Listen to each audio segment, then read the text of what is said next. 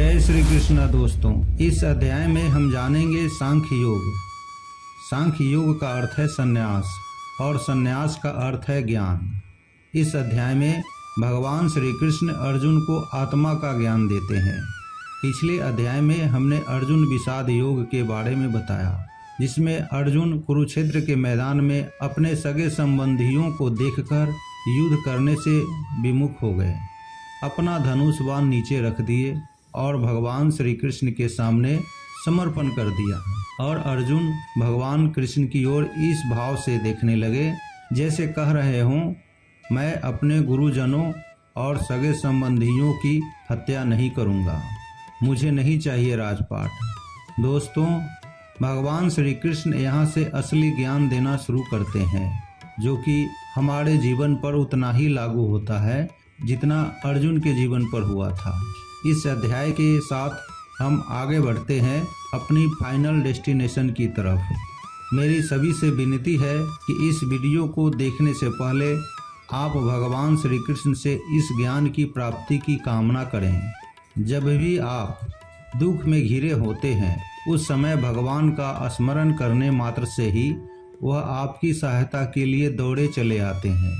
जिस प्रकार उन्होंने अर्जुन की सहायता की थी, उसी प्रकार से वे हमारी सहायता के लिए हमेशा तत्पर रहते हैं। जरूरी यह है कि हम उनको हर समय स्मरण रखें, चाहे सुख हो या दुख। भगवान श्री कृष्ण बताते हैं कि एक योद्धा कभी युद्ध से मुंह नहीं मोड़ता, वह उसको शोभा नहीं देता।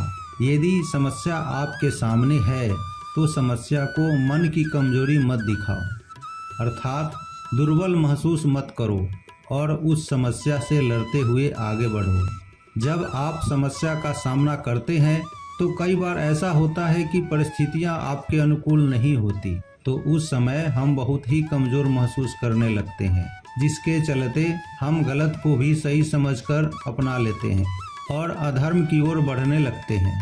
लेकिन श्री कृष्ण कहते हैं, यह नपुंसकता को बढ़ावा देने वाला कर्म है। अर्जुन एक श्रेष्ठ योद्धा थे, उनको निद्रा पर विजय प्राप्त थी और कहा जाता है, जो निद्रा पर विजय प्राप्त कर लेता है उससे श्रेष्ठ दुनिया में कोई नहीं होता। लेकिन ऐसा श्रेष्ठ व्यक्ति जब डर जाता है और भगवान की शरणागति में जाता है तो भगवान उसकी भी सहायता करते हैं, जैसे उन्होंने अर्जुन की थी। श्री कृष्ण को हमने कहीं लीलाओं में सुना होगा कि वह दुखी को देखकर हमेशा मुस्कुराते हैं, तो आप सोचते होंगे इसका क्या कारण है। इसका कारण यही है कि वह त्रिकालदर्शी हैं, वह आने वाले हर पल को, हर क्षण को जानते हैं। इससे वह हमें यही सिखाते हैं कि हम जिस क्षण में हैं, अर्थात वर्तमान में हैं, हमें उस वर्तमान के पल को ही जीना चाहिए, क्योंकि बुद्धिमान व्यक्ति बीते हुए कल का विषाद नहीं करता और आने वाले कल के लिए चिंतित नहीं होता। वह आज में ही अपने जीवन को व्यतीत करता है।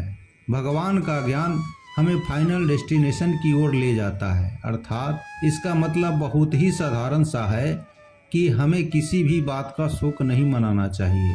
श्री कृष्ण सांख्य योग में बताते हैं कि हम काल चक्र में फंसे हैं, हम आते हैं और जाते हैं, हम कल भी थे और आगे भी होंगे। यही जीवन का खेल निरंतर चलता रहेगा। भगवान कहते हैं कि यदि बदलाव इस प्रकृति का नियम है, लेकिन हमारी आत्मा कभी नहीं बदलती। वह आज इस शरीर में है तो कल दूसरे शरीर में ही होगी, क्योंकि वह अविनाशी है।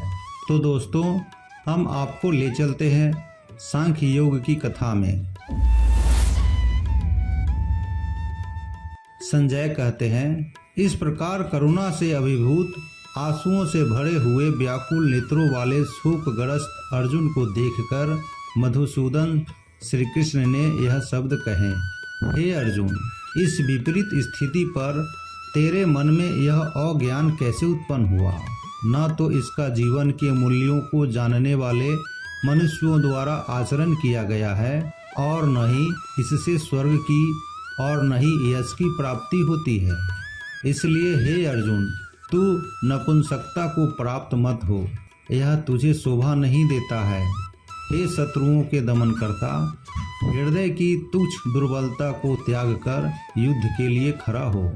अर्जुन ने कहा, हे मधुसूदन, हे शत्रुहंता, मैं युद्ध भूमि में किस प्रकार भीष्म पितामह और द्रोणाचार्य जैसे पूजनीय व्यक्तियों पर बाण चलाऊं।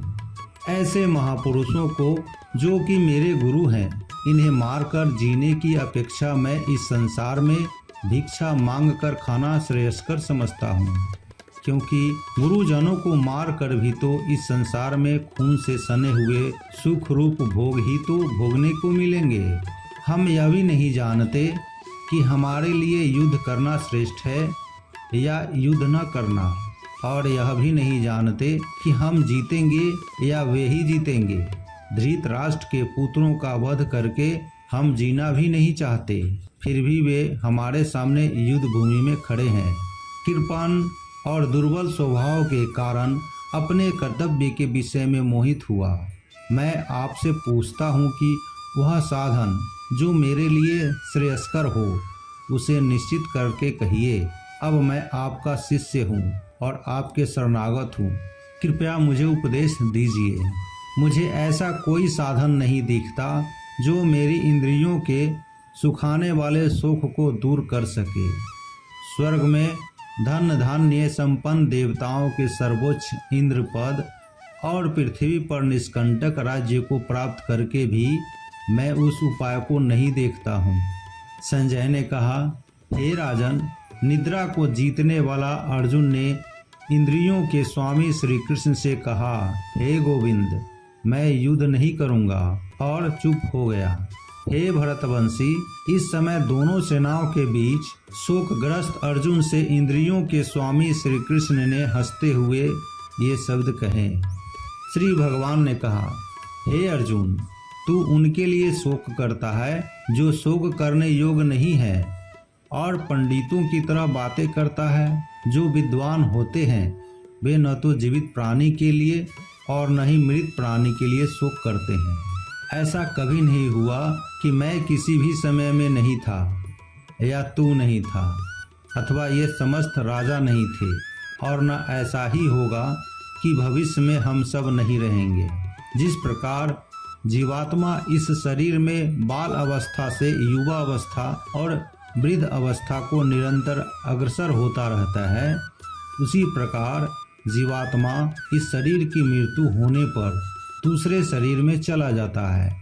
ऐसे परिवर्तन से धीर मनुष्य मोह को प्राप्त नहीं होते। हे कुंती पुत्र, सुख दुख को देने वाले विषयों के क्षणिक संयोग तो केवल इंद्रिय बोध से उत्पन्न होने वाले सर्दी तथा गर्मी की ऋतुओं के समान आने वाले और जाने वाले हैं। इसलिए हे भरतवंशी, तू अविचल भाव से उनको सहन करने का प्रयत्न करो। हे पुरुष श्रेष्ठ, जो मनुष्य दुख तथा सुख में कभी विचलित नहीं होता है, दोनों परिस्थितियों में समभाव रखता है, ऐसा धीर पुरुष निश्चित रूप से मुक्ति के योग्य होता है। तत्वदर्शियों के द्वारा निष्कर्ष निकाल कर देखा गया है कि असत्य वस्तु अर्थात शरीर का कोई अस्तित्व नहीं होता है, और सत्य वस्तु अथवा आत्मा में कोई परिवर्तन नहीं होता है। जो सभी शरीरों में व्याप्त है, उस आत्मा को ही तू अविनाशी समझ। इसको नष्ट करने में कोई भी समर्थ नहीं है। इस अविनाशी, अमाप, नित्य स्वरूप आत्मा के ये सब शरीर नष्ट होने वाले हैं। अतः हे भरतवंशी, तुम युद्ध करो। जो इस आत्मा को मारने वाला समझता है तथा जो इसको मरा हुआ समझता है, वे दोनों ही अज्ञानी हैं, क्योंकि यह आत्मा वास्तव में न तो किसी को मारता है और न किसी के द्वारा मारा जाता है। यह आत्मा किसी काल में भी न तो जन्म लेता है और न मरता है और न ही जन्म लेगा। यह अजन्मा, नित्य, शाश्वत और पुरातन है।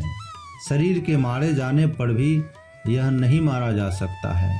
हे पृथापुत्र, जो मनुष्य इस आत्मा को अविनाशी, शाश्वत, अजन्मा और अव्यय जानता है, वह मनुष्य किसी को कैसे मार सकता है या किसी के द्वारा कैसे मारा जा सकता है।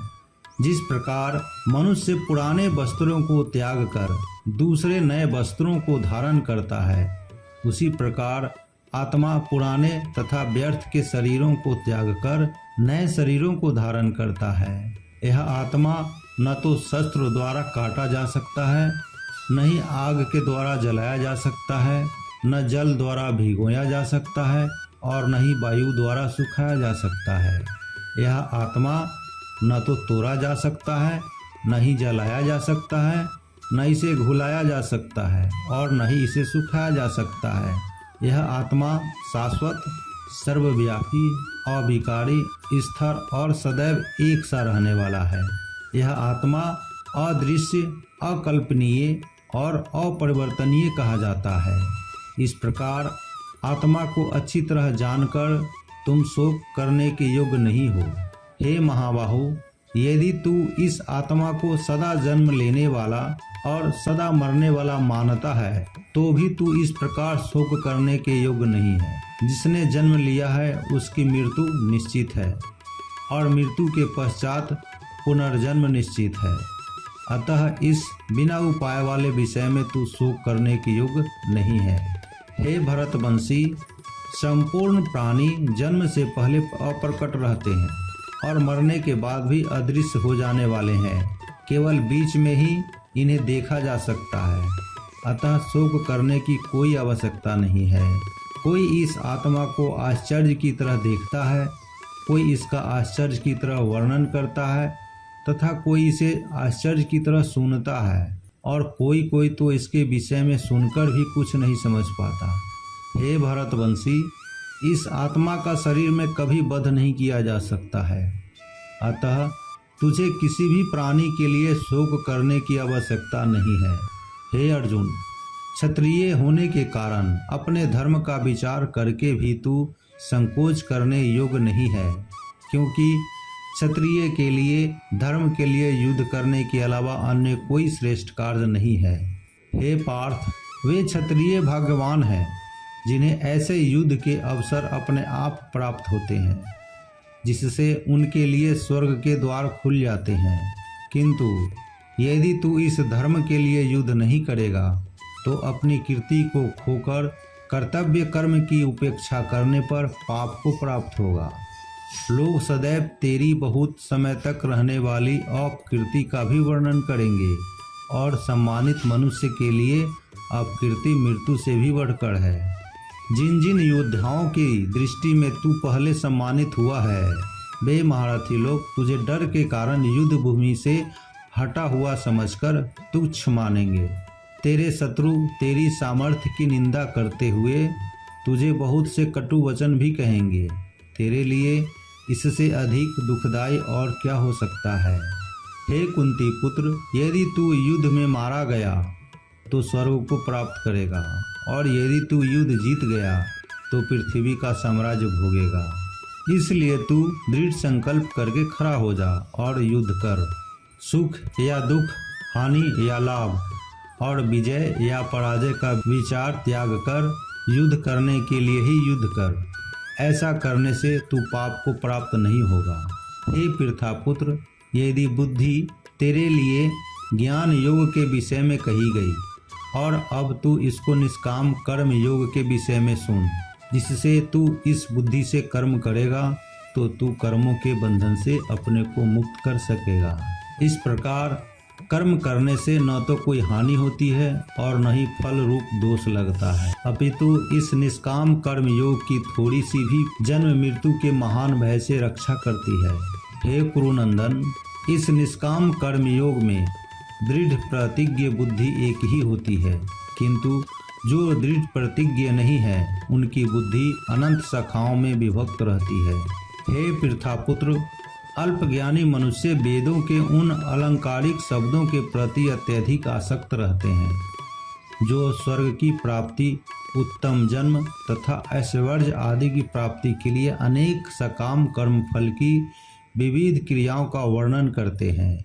इंद्रिय तृप्ति और ऐश्वर्यमय जीवन की कामना के कारण वे कहते हैं कि इससे बढ़कर और कुछ नहीं है। जो मनुष्य इंद्रियों के भोग तथा भौतिक ऐश्वर्य के प्रति आसक्त होने से ऐसी वस्तुओं से मोहग्रस्त हो जाते हैं, उन मनुष्यों में भगवान के प्रति दृढ़ संकल्पित बुद्धि नहीं होती है। हे अर्जुन, वेदों में मुख्य रूप से प्रकृति के तीनों गुणों का वर्णन हुआ है, इसलिए तू इन तीनों गुणों से ऊपर उठ, हर्ष, शोक आदि द्वंद्वों से रहित तथा सुरक्षा की सारी चिंताओं से मुक्त आत्मपरायण बन।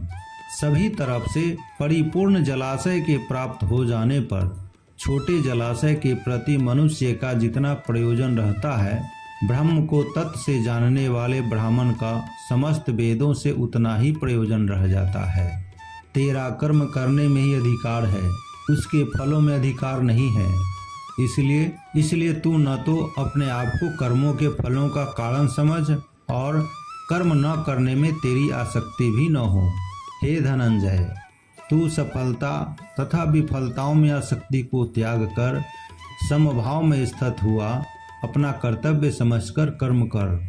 ऐसी समता ही समत्व बुद्धि योग कहलाती है।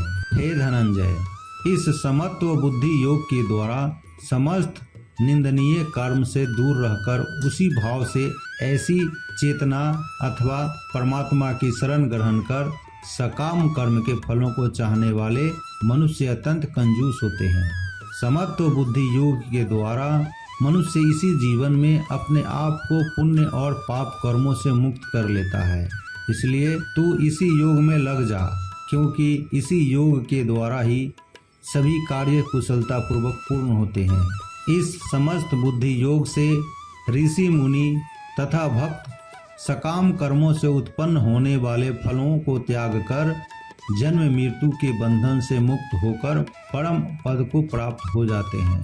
जिस समय में तेरी बुद्धि मोह रूपी दलदल को भली भांति पार कर जाएगी, उस समय तू सुने हुए और सुनने योग्य सभी भोगों से विरक्ति को प्राप्त हो जाएगा। वैदिक ज्ञान के वचनों को सुनने से विचलित हुई तेरी बुद्धि जब एकनिष्ठ और स्थिर हो जाएगी, तब तू आत्म साक्षात्कार करके उस दिव्य चेतना रूप परमात्मा को प्राप्त हो जाएगा।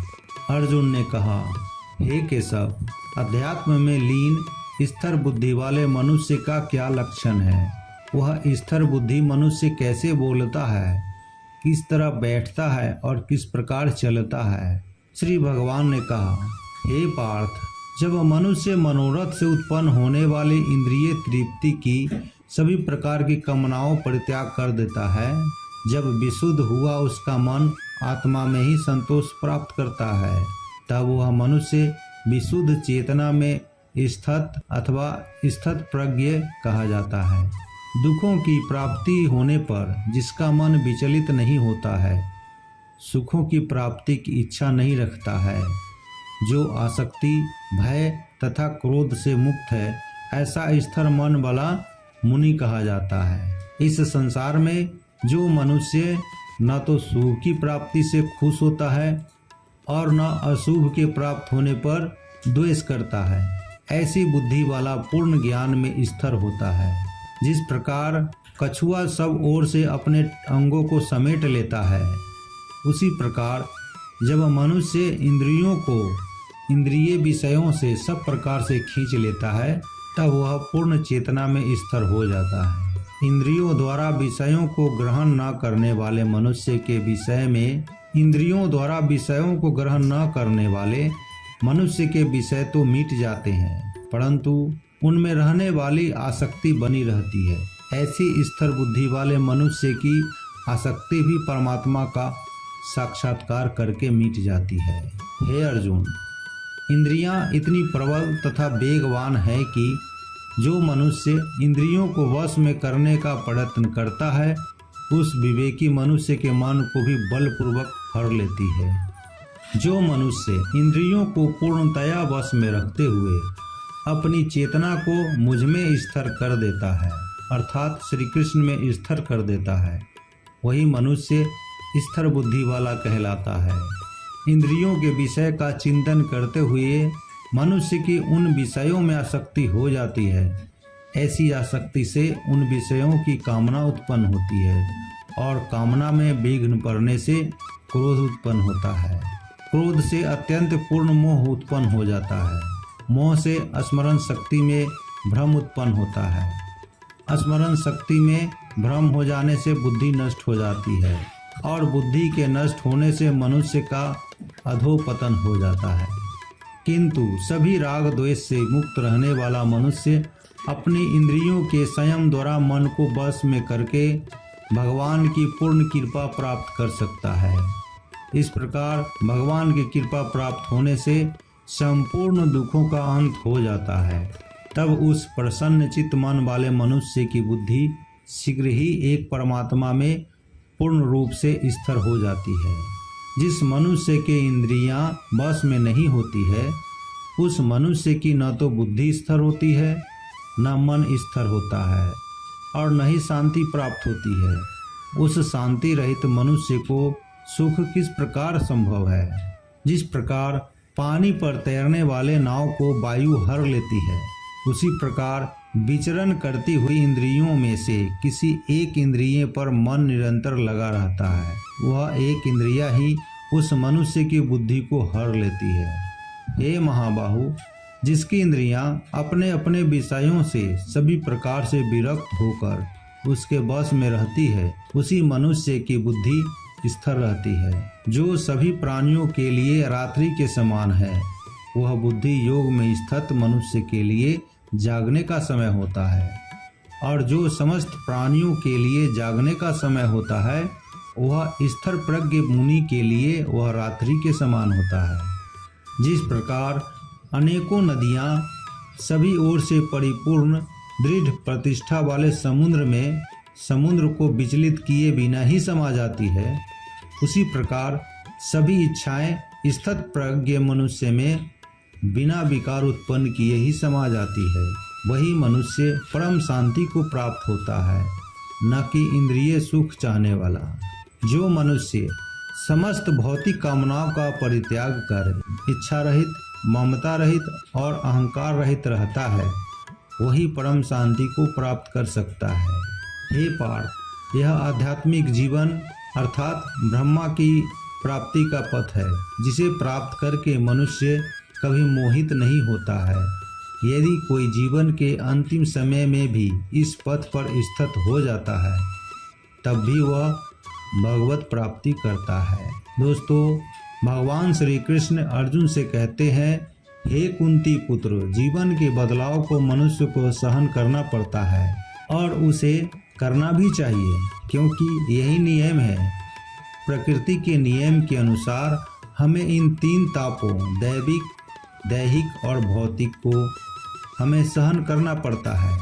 जब तक हम इस शरीर में हैं, हमें यह ताप सहन करने ही होंगे और इसी के साथ आगे बढ़ना होगा।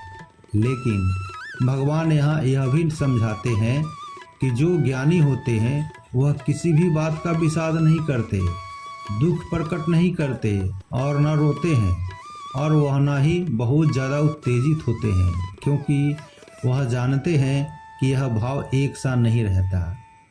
अर्थात समय बदलता है और कुछ बुरे के बाद अच्छा होता है और कुछ अच्छे के बाद भी बुरा हो सकता है। यही प्रकृति की सच्चाई है।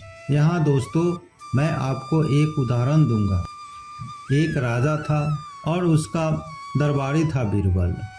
एक दिन राजा बीरबल से कहते हैं कि बीरबल, मुझे कुछ ऐसा लिख कर दो जिससे मैं खुशी में पढ़ूं तो मैं दुख को महसूस कर पाऊं और दुख में पढ़ूं तो खुश हो जाऊं।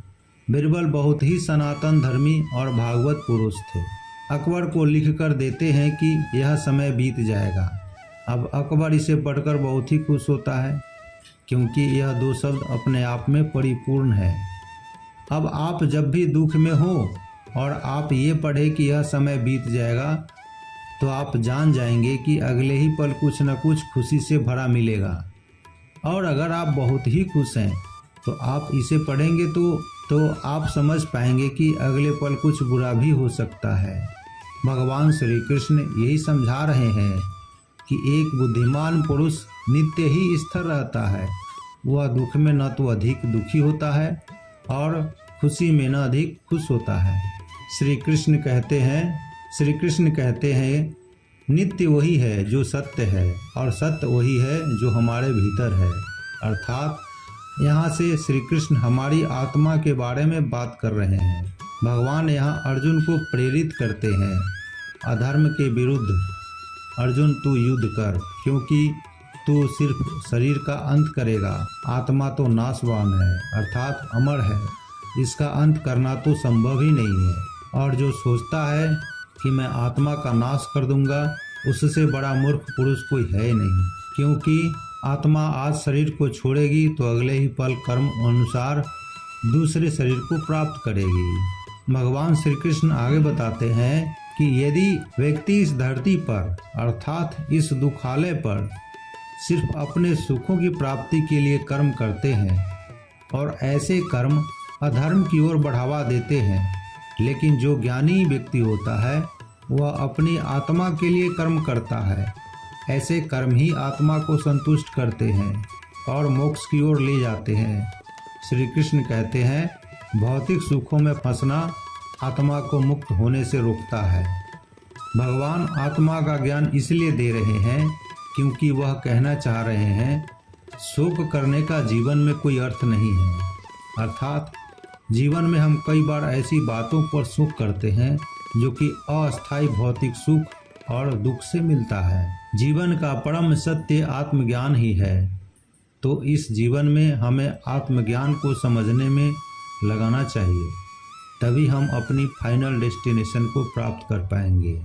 कुछ लोग ऐसा भी होते हैं जो ज्ञानी तो होते हैं लेकिन सही गलत का चयन नहीं कर पाते, जैसे कि महाभारत में भीष्म पितामह।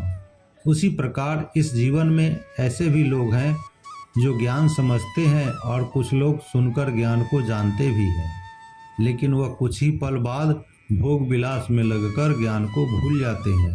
तो कमेंट में बताइए दोस्तों कि आपने भी कभी ऐसा किया है।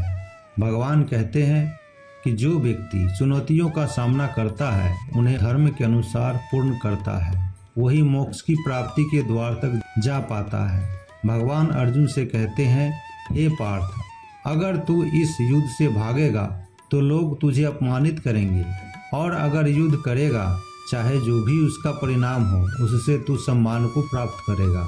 इसका अर्थ ये हुआ दोस्तों कि हमें अपनी जिम्मेदारी से भागना नहीं चाहिए, परेशानी का डटकर सामना करना चाहिए। परेशानी से भागना जीवन को नर्क की ओर ले जाने वाला कर्म होता है, क्योंकि आपके निंदा करने वाले इसी ताक में रहते हैं कि कैसे आपको नीचा दिखाएं। इसलिए हमें पूरी जी जान से अपनी समस्याओं से लड़ना चाहिए, क्योंकि चुनौतियों का सामना करने से हम अनुभव प्राप्त करते हैं। अगर आप हार भी जाएं तो भी आपको अनुभव की प्राप्ति होगी। इसका अर्थ यह है कि हमें लाभ हानि, दुख सुख इन सब को एक बराबर समझकर युद्ध करना चाहिए, कर्म करना चाहिए, या यूं कहीं कि हमें अपने कर्म को उसके बिना फल की चिंता के करना चाहिए। भगवान हमें ज्ञान योग देते हैं और उसी के साथ कर्म का महत्व बताते हैं।